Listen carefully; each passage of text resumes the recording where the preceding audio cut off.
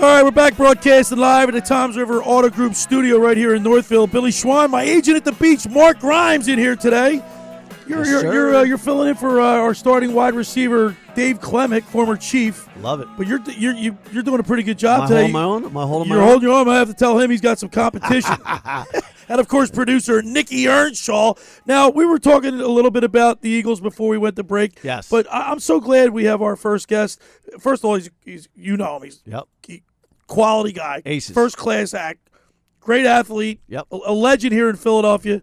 Eagles Hall of Fame. Yep. Longest receiving touchdown in NFL history. I watched that game, 99 yards. Let's go to the Toms River Auto Group Sports Hotline and welcome in our good friend, Eagle great Mike Quick. Good morning, Mike. Good morning. What's up, guys? So, Dave Klemick is my regular co-host, former wide receiver for the Kansas City Chiefs. But we got Grimes off the bench. We brought him up from the practice squad, Mike, and he's doing a great job today. Tell him what I'm wearing. Well, Mike, hold on. You know what he's wearing? I don't know if you check us out on StreamYard. We're broadcasting live on YouTube. He's got a Kelly Green, Mike Quick throwback jersey autographed by you. How about that? Yes, you know, sir. I've seen that jersey. I saw that jersey when the Eagles were in the Super Bowl. Yes, sir. In Minnesota. At Minnesota. And more recently, I was wearing it at the opener up in New England with my man Brian McMonagle, and I get a tap on the shoulder from a Patriots fan. Yo, the announcer wants you. And I didn't even know you were sitting behind us. That's great. So look, so Bill, so I was just looking around in the stands and I see my jersey and I said, oh, jersey. So the guy next to him, I was able to get his attention so that he could tap Grimes and so that he could see that I'm right behind you, checking you out. That's beautiful. That's beautiful, Mike. I always tell the story, and I was telling Grimesy during the commercial break how we met. I'll never forget your face. You used to. My brother used to sell exotic cars at H&M Car Emporium, and you knew my brother from being the sales. He was a sales manager in there.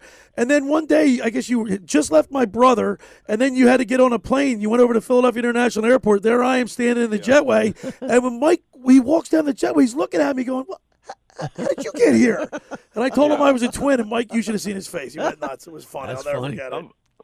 Grimes, I'm not sure which one we're talking to right now. If it's him or his brother. They look exactly the same. They sound exactly the same. Mike, you should see that. Really talking to? You should see them in the studio together. You literally need a referee and boxing gloves. I've worn the referee jersey before with those two. All right, Mike, let's get to some business because I'm so happy to have you on after the dust is settled and there's so much people, speculating on this, that, and the other thing. But you're close to the Eagles. You're obviously you broadcast all the games. You see every play. Can you give us a definitive what your opinion is on what went wrong in the last 6-7 games of the season? There's so many things. I don't think there's any way that you could say there was one thing that really led to the collapse. You had a defense that was just porous and let teams run all over you, running the ball as well as passing the ball. You had an offensive line that at times didn't hold up. Your quarterback play was spotty. Man, there were so many things. It's one of the biggest collapses I've ever seen. Yeah. I just did not see it coming because the way they played the first part of the season, they just found ways to win games. Now, I know that I thought they played one complete game, and that was the Miami game. But they were still able to find ways to win and get to the next week. And we're always saying, okay, next week is going to be the complete game. Well, we never saw the complete game other than the Miami game, in my opinion, and they just weren't able to put it together.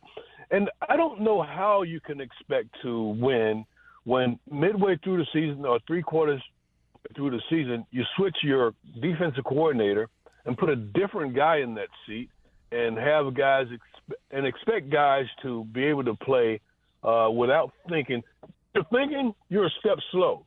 When you got to think about what you're going to do rather than reacting to what you need to do, then you're going to be a step slow. And a step slow in the NFL is losing. You're going to lose. Agreed. Yeah. Hey, Mike, the turning point for me, and I agree with everything you just said, was the San Francisco game. They got punched in the mouth. When that game happened, and I was there. I mean, I was like 7 rows, and I was like, wow, we are slow. Like, this team is fast. After that game, the wheels fell off. Not only that, they were so physical. Right. And that's the part that ticked me off. When a team is going to come into your building, it doesn't matter where it is, when you allow teams to push you around and they're more physical than you are, man, get in a fight. Yep. I don't care if you get a penalty. Grab a face mask, take your helmet, and throw it at somebody. That's old school. You got to do something to show more fight than they were showing. Yeah.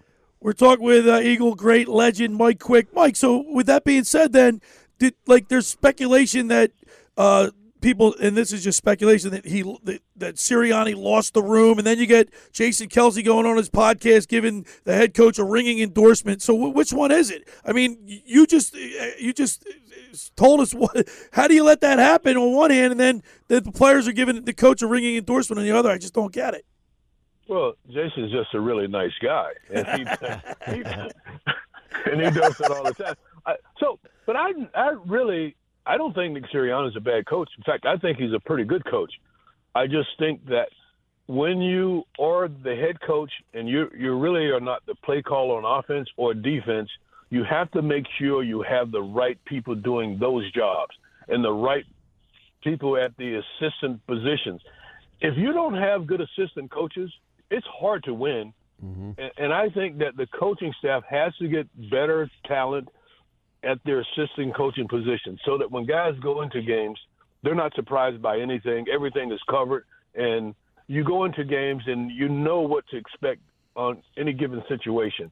And a lot of that is the assistant coaches and the way they're able to get these guys up to speed week in and week out. So, Mike, let me ask you a question. Would you agree that Hassan Reddick was a big reason that the Eagles made it to the Super Bowl last year? Oh, no question. Okay. Haas Reddick and just the pass rush in general and the way they were able to break down protections and get to quarterbacks. So, yes. So would you agree that Matt Patricia dropping him in defensive coverage and not rushing him? Whose idea was that?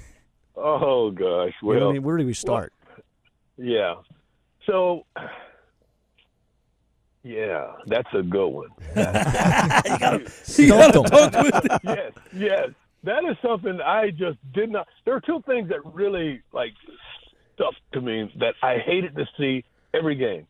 Mm-hmm. I hated to see Haas drop in coverage, and I hated to see that bubble screen to the receiver or that quick screen when you knew that it was going to get blown up.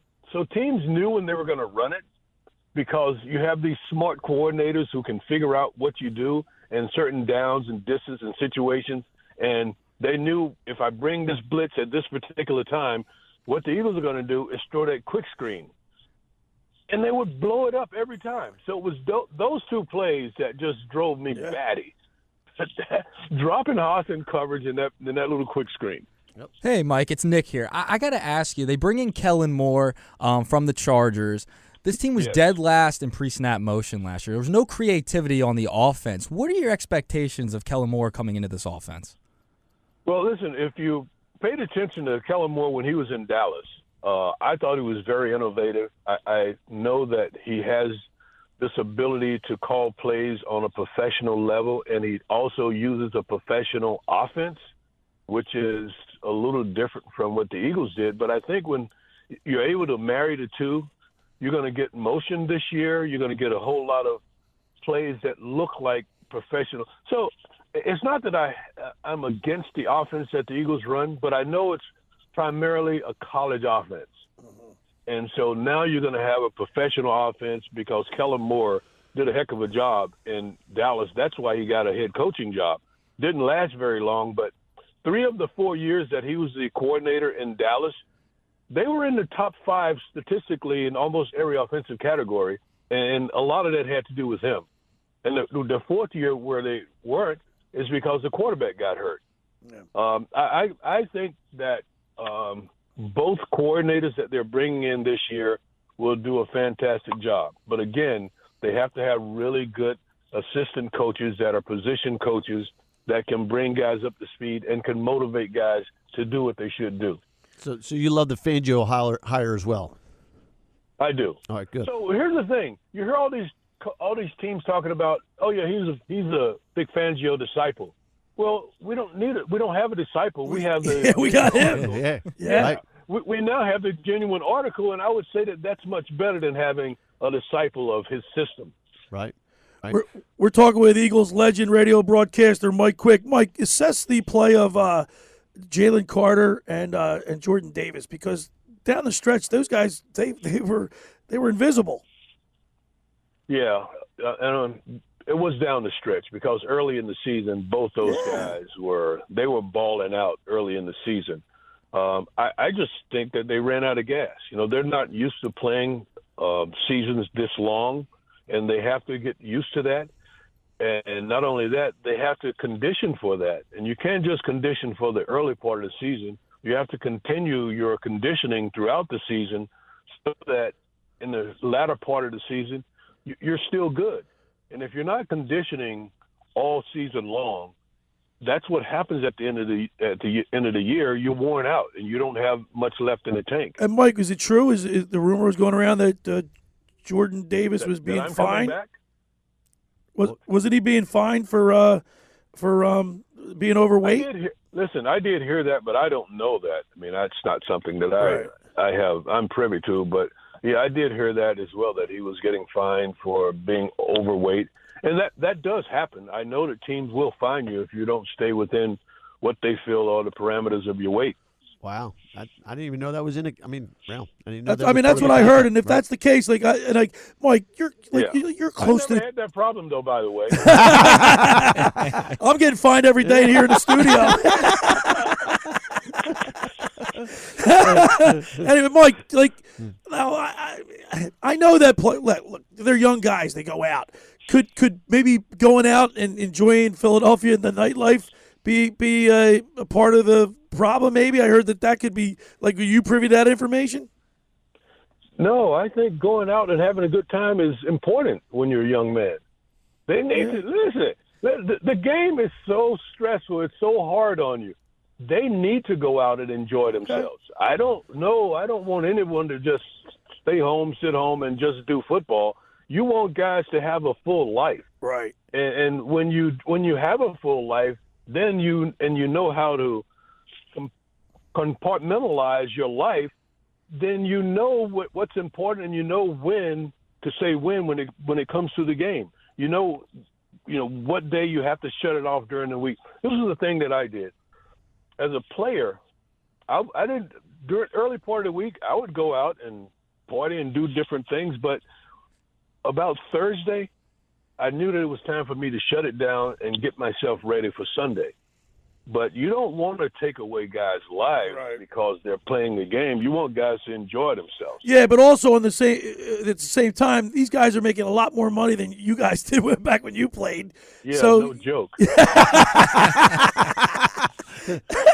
No, but I mean, they have more distractions, if you will, I guess, having that much money and that much fame and fortune. Well, listen, I never had that much money. I might have been out till 5 o'clock in the morning game day if I had the kind of money. But that's what I'm saying. You'd be like Michael Jordan. You get a playoff game and you're leaving the blackjack table at 6 a.m. Exactly. And then go and drop 45. Exactly. Yeah. Yeah, I guess it's okay when you're winning and everything's going great, but when they played so horribly down the stretch that people starting to find out the reason why, and this speculation leads to ideas that they're out partying or they're overweight or this, that, and the other thing. It's what happens. Part of the game. So I'm old school in my thinking, but I do believe that they need more conditioning, more at practice. We had to run at the end of practice at least a couple of days a week. You had to do conditioning so that, whatever you do some conditioning drills so that in the fourth quarter you still have your legs. Right. In the fourth quarter of the season, you still have your legs. You still have gas left in the tank. I'm not sure that they or conditioned to the level that would satisfy me. But, they have these sports science guys now and these guys that are way smarter than I am that are running those programs. So I don't know. I mean, for me, it would take more conditioning. But for them, they put monitors on them. They put little chips in them, and and all of this technology, I don't understand. But I do understand running and training and getting your body in shape. I do understand that. And Mike, and I'm going to make one last point to that. So you have in your contract, you got to stay underweight, but they're not running you. So what are you supposed to do? Like they're telling this guy Davis, hey, you got to be at a certain weight. Right. But by the way, we're not going to run you in practice anymore because we just don't do that anymore. Like, come on. It doesn't add up. It doesn't add up. Exactly. Mike, I got to ask you, with all the rumors swirling around with A.J. Brown, what would your advice to him be, kind of with all the noise going on, the speculation? What would you say to A.J. Brown? So I like the fact that he got off of social media. Yeah. And I think that it begins there. And in fact, I told him that. I'm glad you got off of social media. But A.J., you have to take the good with the bad. He is a great football player. And I want to see the three, Goddard, A.J., and Devontae Smith. I want to see those guys again together for, a few more years because I think that combination, that three, it's hard to find a better three receivers on any team in the National Football League. So I don't like these trade rumors that are coming up about A.J. I think he's a fantastic player. I don't think he takes away from the football team at all. I understand his frustration, after leading the leagues the first 10, 11 games and then not seeing the ball very much. A lot of that was due to the play calling and the fact that defense has caught up to him and they're not targeting him as much. And also the quarterback not playing as well as he played earlier in the season. I've been through that with Randall Cunningham. And when Randall was new to the game, new in the league, and he wasn't quite ready yet, I was already 5 years into my career, and I knew the game, and I knew – listen, when A.J. goes to the line of scrimmage, he knows when he's going to be open based on who's lined up on him, the defense that they're running. And it's frustrating when the ball doesn't come your way when you know that this play is supposed to come to me. I was that way with Randall, and it was frustrating because I knew that he was young, didn't really understand all the particulars yet. So I suffered a little bit in that situation. So I understand what he's going through. And with that, there's going to be some frustration, and it'll come out sometimes the wrong way, make him look like something that he's not. Okay. But when you're that talented, you know that you can make a difference, and you want the ball to come to you so that you can make a difference. Well, Mike, I got to tell you, very frustrating down the stretch, but there's always next year, and that's one thing about sports that if you can always improve, and hopefully with the new hires of Kellen Moore and then Vic Fangio, that the Eagles are heading in the right direction. I believe so. Listen, I'm just always, and like most of us, we're hopeful because we love this football team, and we want to see them come back. And I understand the frustration when people are talking about, all the little details of them breaking down and collapsing. But listen, when training camp starts next year and when the draft comes about, we're all going to be tuned into the draft. We're all going to be tuned into training camp and hoping that this team gets back to the playoffs and have another run. And I do believe that they will get back to the playoffs, and we'll just see what happens when they get there. Well, Mike, listen, man, we really appreciate it. I know when Grimesy, when I said Grimesy's coming on this week, he said, let's get Mike Quick on. I'm like, yeah, what a great idea. Mike, as always, we really appreciate you, and thank you so much for taking time to come on the show and enlighten us. Thank you so much. You're my guys anytime. All right, there he is. Appreciate you, Quick. Yeah, man. Yes, sir. Eagles legend Mike Quick on the Toms River Volkswagen Sports Hotline.